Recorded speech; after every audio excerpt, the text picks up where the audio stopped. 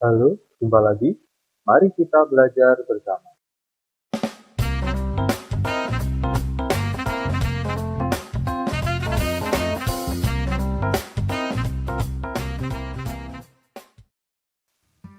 Materi kali ini adalah tema 3 di tema 1, pembelajaran 1 dan pembelajaran 2. Yang pertama adalah tentang makanan sehat.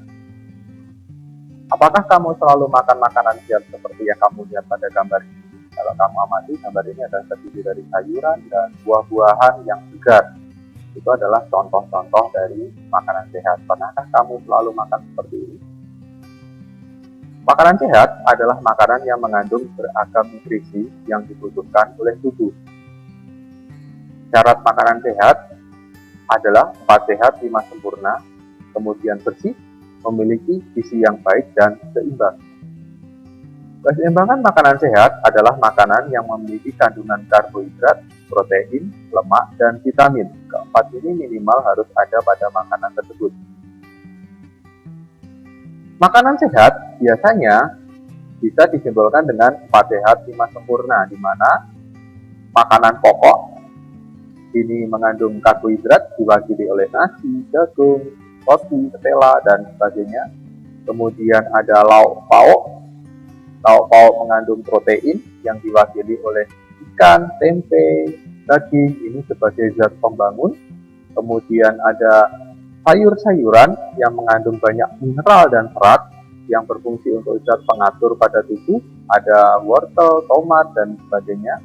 Kemudian ada buah-buahan yang mengandung mineral dan vitamin juga sebagai sumber zat pengatur pada tubuh, bisa pepaya, pisang, mangga, dan seterusnya, dan disempurnakan oleh susu yang mengandung vitamin dan mineral sebagai pelengkap untuk membuat tubuh kuat dan sehat.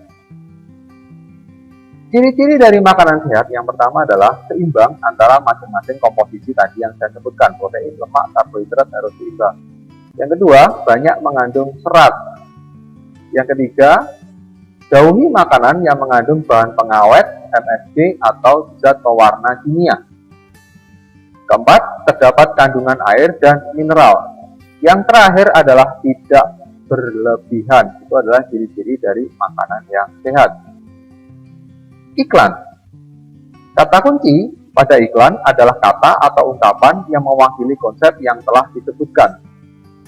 Ciri-ciri kata kunci adalah terdapat dalam judul iklan, disebutkan pada awal iklan, dan kata kunci dapat dilihat pada gambar. Contohnya seperti pada ketiga iklan berikut ini. Iklan pertama menunjukkan kata kuncinya makanan sehat dan bergizi, ada pada iklan tulisan iklannya. Iklan kedua tentang makanan sehat dan bergizi lainnya adalah kata kunci makanan sehat dan bergizi, kata kuncinya adalah itu.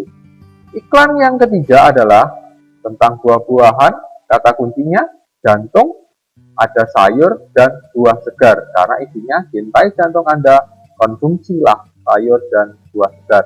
Itulah contoh-contoh bagaimana menemukan kata kunci pada iklan. Pertanyaan pertama, di sini ada sebuah iklan, kamu cari kata kuncinya, isi iklan tersebut tentang apa, dan target iklan. Target iklan itu, iklan ini diberikan untuk siapa. Berikutnya tentang hewan ruminansia. Apa itu hewan ruminansia?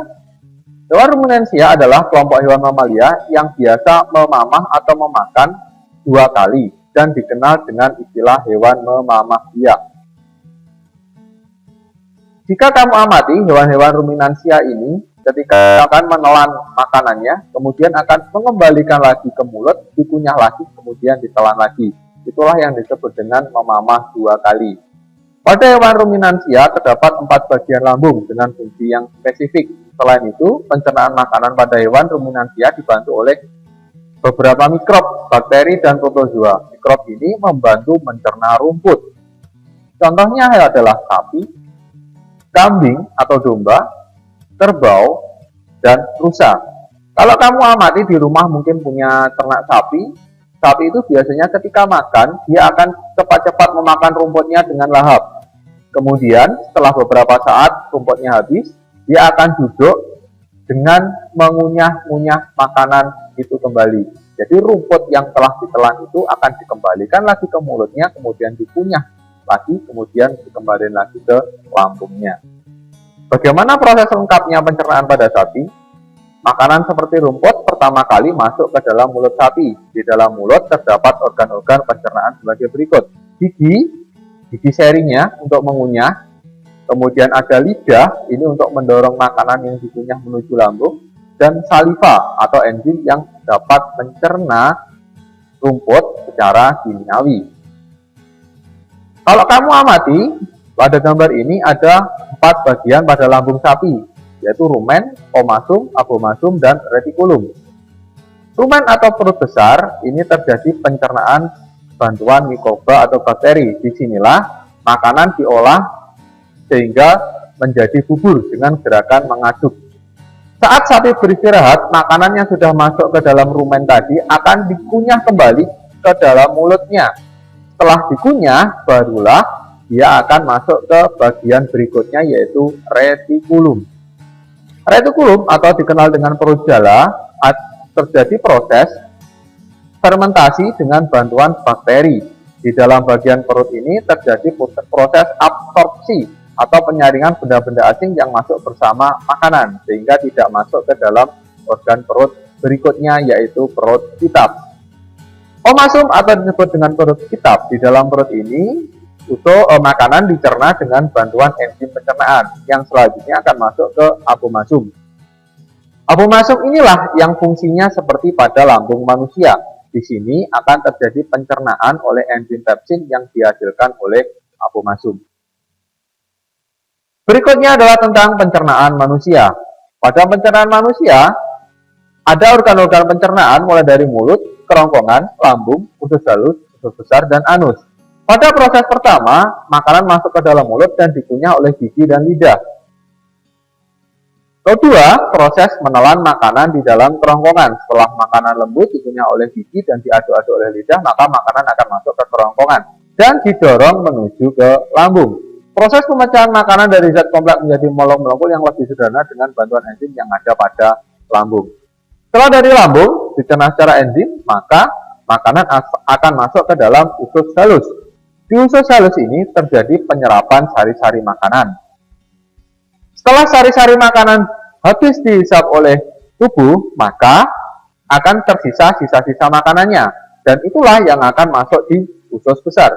Di usus besar terjadi proses pembusukan makanan yang dibantu oleh bakteri E. coli. Setelah dibusukkan, maka sisa-sisa makanan akan dikeluarkan melalui anus. Pertanyaan kedua, menurut pendapatmu, apa yang terjadi jika salah satu organ pencernaanmu terganggu? Jelaskan melalui contoh atau kejadian yang pernah kamu alami. Tangga nada. Tangga nada diatonis itu dibagi menjadi 2, yaitu mayor dan minor. Secara umum, dapat kamu simak pada gambar tersebut ciri-ciri pada masing-masing tangga nadanya. Terlihat berbeda, bukan? Pertanyaan ketiga, simak lagu Mars Hidup Sehat, kemudian tuliskan, tentukan jenis tangga nadanya, simpulkan isi lagu tersebut dalam 1 kalimat. Demikian video kali ini, semoga bermanfaat. Tetap semangat belajar dan sampai jumpa.